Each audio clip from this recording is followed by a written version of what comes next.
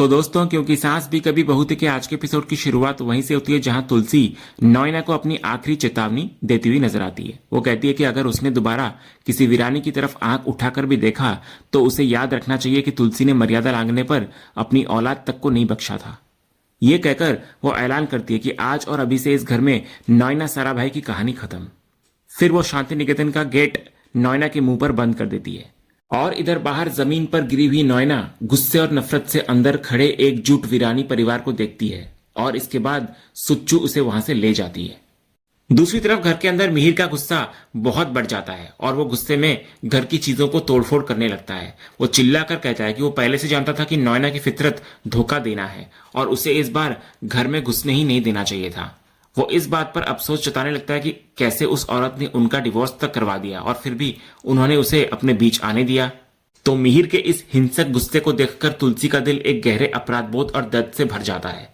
वो मानती है कि इस बार सारी गलती उसी की थी, क्योंकि उसी ने परिवार के मना करने के बावजूद नॉयना पर भरोसा किया था।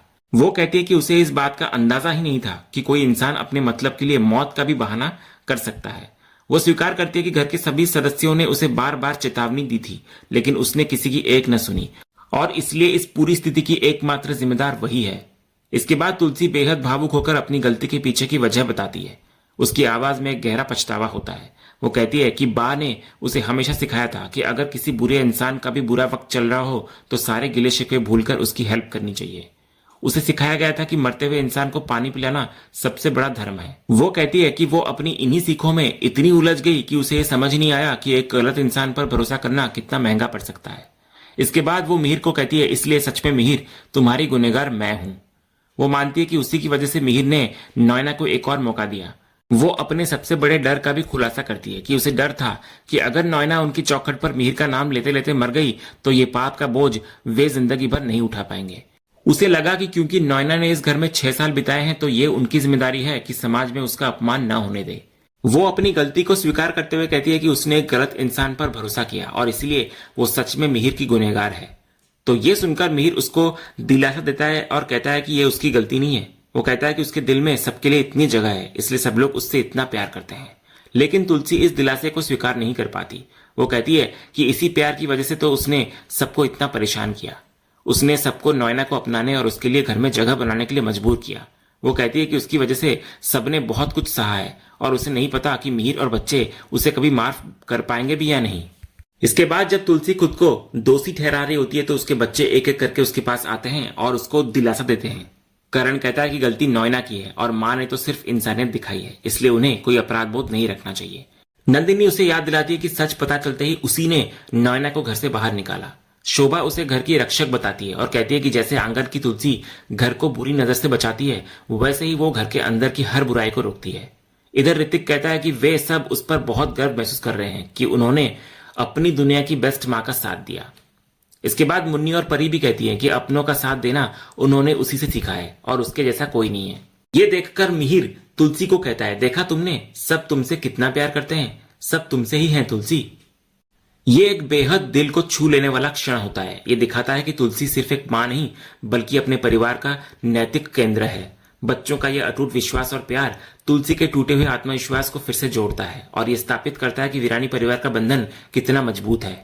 इसके बाद पूरा परिवार जब तुलसी को यह यकीन दिला देता है कि उसकी कोई गलती नहीं है तो मिहिर इस मौके का फायदा उठाकर एक नया नियम स्थापित करता है। वो कहता है कि क्योंकि उसने तुलसी की बात मानकर नॉयना से शादी करने का फैसला किया था तो अब तुलसी को भी उसकी एक बात माननी पड़ेगी। वो तुलसी से एक वादा लेता है। वो कहता है कि आज के बाद इस घर में नॉयना का नाम कोई नहीं लेगा और खासकर वो खुद यानी कि तुलसी।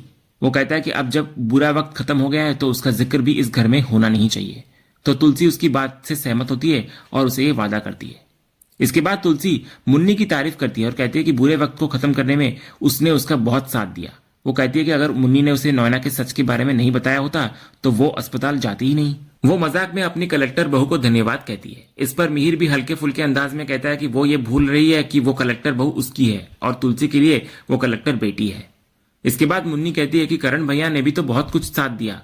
इस पर करण अपने फ्रैक्चर के नाटक का जिक्र करता है तो नंदिनी ये सुनकर हैरान होती है। तो करण उसे छेड़ते हुए कहता है कि उसने तो उसे जबरदस्ती पेन किलर भी खिला दी थी। जब परी पूछती है कि क्या उसने ये दवा खा ली थी तो करण कहता है कि उसने खाने का भी सिर्फ नाटक किया था। यह सुनकर सब लोग हंसने लगते हैं। इसके बाद ऋतिक मुन्नी को छुपी रुस्तम कहता है और कहता है कि उसने कितना पूछा लेकिन मुन्नी ने कुछ नहीं बताया। तो मुन्नी कहती है कि माँ ने मना किया था बताने को। इस पर ऋतिक मजाक में कहता है कि ये तो बहुत अच्छी बात है, पति से पहले सांस आनी चाहिए। तभी शोभा कहती है अब ऐसा लग रहा है जैसे सिर से बहुत बड़ा बोझ उतर गया हो। तभी मिहिर कहता है कि तुलसी ने इतना सारा अच्छा और स्वादिष्ट खाना बनाया है तो उसे बर्बाद नहीं करनी चाहिए। वो कहता है कि जब घर से इतनी बड़ी नकारात्मकता चली गई है तो सेलिब्रेशन तो बनता है। तो सब लोग उसकी बात से एग्री करते हैं, लेकिन तुलसी सबको डांटते हुए कहती है कि घर पर इतना सारा खाना पड़ा है, वो कौन खाएगा। इसके बाद इस हल्की फुल्की नोकझोंक के साथ पूरा परिवार खुश नजर आता है। इसके बाद दूसरी तरफ तुलसी बाहर आंगन में तुलसी के पौधे पर दिया जलाने जाती है। जब हवा से दिया बुझने वाला होता है तो ठीक उसी समय मिहिर वहां आता है और अपने हाथ से दिए की लौ को ढककर उसे बुझने से रोकता है। इस शांत और खूबसूरत पल में मिहिर तुलसी को कहता है एक बात बोलूं। वो कहता है कि नोएना के मामले में उसकी कोई गलती नहीं थी, लेकिन अगर उसे लगता है कि उसने कोई गलती की है तो जैसे उसने हमेशा सबकी गलतियां माफ की है वो इस बार उसकी गलती भी माफ कर दे। तो तुलसी उसकी तरफ देखती है और कहती है ये पहली गलती है क्या जिसकी माफी तुम मुझसे मांग रहे हो। वो कहती है कि अब उस टॉपिक को दोबारा क्यों छेड़ रहे हो। इसके बाद मिहिर तुलसी को छेड़ते हुए कहता है कि जब वो नोएना का हाथ पकड़कर उसको घसीटते हुए घर से बाहर ले जा रही थी तो वो किसी ब्लॉकबस्टर हिंदी एक्शन मूवी की हीरोइन लग रही थी जिसने वैम्प के सारे मंसूबे फेल कर दिए हों। वो कहता है कि वो एकदम कूल लग रही थी। तो तुलसी उसको डांटते हुए कहती है कि इस उम्र में उसे ये शोभा नहीं देता और अगर उसने ज्यादा बचकानी बातें की तो उसे भी वो एक्शन वाला अवतार देखने को मिलेगा। तो मिहिर फिर मजाक करते हुए पूछता है कि क्या वो अंजार से कुंफू सीख कर आई है। जब तुलसी उसको घूरने लगती है तो मिहिर बात को घुमाते हुए कहता है कि ठीक है वो नहीं बोलेगा पर वो कूल तो लग रही थी। फिर उनकी ये हल्की फुल्की और खुशी भरी बातचीत घर के बच्चे देख रहे होते हैं और बहुत खुश नजर आते हैं। शोभा कहती है कि माँ और पापा को साथ देखकर कितना अच्छा लग रहा है। लेकिन इसी खुशी के माहौल के बीच करण को एक फोन आता है। वो साइड में जाकर बात करता है और फोन पर किसी को कहता है कि कल सुबह 11 बजे ऑल डे कैफे, हाँ ठीक है वहीं पर मिलते हैं। फोन पर बात करने के बाद जब करण वहां से जाता है तो नंदिनी उसकी ये बातचीत सुन लेती है। अगले सीन में करण उसी कैफे में पहुंचता है। उसके पीछे पीछे नंदिनी भी उसका पीछा करते हुए वहां पर आ जाती है। इसके बाद नंदिनी कैफे में एक टेबल पर बैठ जाती है और छिपकर करण को देखती है। वो देखती है कि करण उसके ठीक सामने एक लॉयर के साथ बैठा हुआ होता है। ये देखकर नंदिनी हैरान होती है और सोचती है कि करण एक लॉयर से क्यों मिल रहा है।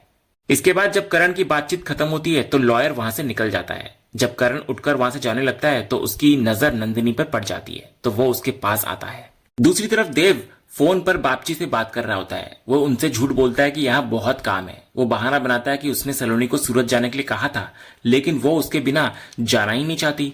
वो बापजी से कहता है कि वे सलोनी को समझाएं। तभी इतने में सलोनी वहां आ जाती है और फोन लेकर बापजी से बात करने लग जाती है। वो कहते हैं कि वे शादी के बाद इतना समय यहाँ रह लिए और उनका हनीमून भी काफी लंबा हो गया, इसलिए अब उन्हें यहाँ भी कुछ समय रहना चाहिए। वो ये भी कहती है कि देव को अपने काम पर भी ध्यान देना है। तो बापजी उसकी बात मान जाते हैं और कहते हैं कि काम भी जरूरी है और वो ये भी कहते हैं कि वो जहां पर भी खुश है उनके लिए यही बड़ी बात है। फिर बापजी के फोन रखने के बाद देव सलोनी से कहता है कि उसे क्या हो गया है और वो ये जिद पकड़कर क्यों बैठी है जबकि वे इस बारे में पहले ही बात कर चुके हैं। तभी उनकी ये बातचीत बाहर खड़ी तुलसी सुन लेती है। वो अंदर आती है और देव को डांटती है कि वो उसकी बहू से ऐसे रूखेपन से बात क्यों कर रहा है। वो कहती है कि सलोनी उसकी चिंता कितनी करती है और वो किस्मत वाला है जो उसे इतनी अच्छी पत्नी मिली है। इसके बाद तुलसी सलोनी से पूछती है कि सब कुछ ठीक तो है ना, जिस पर सलोनी हाँ में जवाब देती है। फिर तुलसी सलोनी को हिम्मत देते हुए कहती है कि अगर उसका पति उसे परेशान करे तो वो सीधा आकर उसको बताए। इतना बोलकर तुलसी वहां से निकल जाती है। उधर बाहर आकर तुलसी ठाकुर जी से प्रार्थना करती है कि वे उसके बच्चों की जिंदगी में खुशियां बनाए रखे। दूसरी तरफ करण और नंदिनी का आमना सामना उस कैफे में होता है। नंदिनी करण से सीधे तौर पर सवाल करती है कि वो यहाँ क्या कर रहा है और उस वकील से क्यों मिलने आया था। वो गुस्से और सख्त से पूछती है मुझे डिवोर्स देना चाहते हो क्या, जवाब दो, ये मालाबार हिल का क्या चक्कर है। तो करण जो अब तक इन सवालों से बच रहा था आज एक निर्णायक फैसला लेता है। वो कहता है जवाब चाहिए ना, तो आज तुम्हारे हर सवाल का जवाब मैं दे ही देता हूँ। ये कहकर वो नंदिनी का हाथ पकड़ता है और उसे अपने साथ कहीं ले जाने लगता है। दूसरी तरफ तुलसी वीडियो कॉल पर अपने बेटे गौतम से बात कर रही होती है। वो उससे कहती है कि क्या उन लोगों के पांव घर में नहीं टिकते क्या। वो एक माँ के अधिकार और प्यार से उसको निर्देश देती है कि अब उसे, दामिनी और नकुल तीनों को वापस शांति निकेतन में ही रहना होगा। वो अपनी योजना को और स्पष्ट करते हुए बताती है कि उसने करण से भी बात की है और वो भी अपने परिवार के साथ यहीं पर रहेगा अब से। उसका एकमात्र लक्ष्य ये होता है कि वो इस उम्र में अपने दोनों बेटों को लड़ते हुए नहीं देखना चाहती। जब गौतम इस बात को टालने की कोशिश करता है तो तुलसी अपनी बात मनवाने के लिए एक माँ की तरह भावनात्मक लेकिन मजाकिया तरीका अपनाती है। वो कहती है कि अगर वो अपने बच्चों के बीच सुलह करवाने की जिम्मेदारी नहीं उठाएगी तो क्या कोई पड़ोसी उठाएगा। इसके बाद तुलसी मजाक में उसे उसकी पत्नी दामिनी का डर दिखाती है तो गौतम डर जाता है। इसके बाद तुलसी कहती है कि ऐसा लगता है जैसे उसे अपनी माँ से ज्यादा अपनी बीवी से डर लगता है। तो इस हल्के फुल्के भावनात्मक दबाव के आगे गौतम हार मान लेता है। वो अपनी माँ से कहता है कि वो कुछ सोचता है और अपने काम खत्म करके जल्द वापस आने का वादा करता है। तो तुलसी उसकी बात मान लेती है। इसके बाद तुलसी किचन में होती है और अचानक वहां मिहिर को देखकर चौंक जाती है। वो पूछती है कि तुम मुझे डरा क्यों रहे हो। तो मिहिर, जो अब एक बहुत ही हल्के फुल्के और चुलबुले मूड में होता है, मजाक में वहां खड़ी मुन्नी को पूछता है, क्या मैं डरावना लग रहा हूं मुन्नी। तो मुन्नी इस मजाक में शामिल होते हुए कहती है कि नहीं तो, आप तो बहुत हैंडसम लग रहे हो। इस पर तुलसी मजाक में मुन्नी को छेड़ते हुए कहती है, चांपली, तू मेरी बेटी है ना। इस पर मिहिर तुलसी को छेड़ते हुए कहता है कि उसको क्यों डांट रही हो, वो तो सच कह रही है और तुम्ही ने तो उसे सच बोलना सिखाया है ना। इसके बाद मिहिर तुलसी से कहता है कि वो काम छोड़कर उसके साथ बाहर कॉफी पीने चले। तो तुलसी कहती है उसे चाय पसंद है। फिर मिहिर कहता है कि वे चाय ही पी लेंगे। जब तुलसी कहती है उसे घर की चाय पसंद है तो मिहिर एक बहुत ही गहरी और प्यार भरी बात कहता है कि मुझे घर की मुर्गी पसंद है। तो तुलसी उसकी इस गहरी बात को सुनकर हैरान नजर आती है और पूछती है, क्या बोला। और इसी हल्की फुल्की रोमांटिक और गहरे अर्थ वाली छेड़छाड़ के साथ आज का ये एपिसोड यहीं पर खत्म होता है। तो दोस्तों, आपको आज का ये एपिसोड और इसका अपडेट कैसा लगा, अपनी राय हमें कमेंट बॉक्स में जरूर बताएं। अगर आपको आज का ये वीडियो पसंद आया तो वीडियो को लाइक और शेयर जरूर करें और हमारे चैनल को सब्सक्राइब करके बेल आइकन जरूर दबाएं, ताकि क्योंकि सास भी कभी बहू के अगले धमाकेदार एपिसोड का अपडेट आपको सबसे पहले मिले।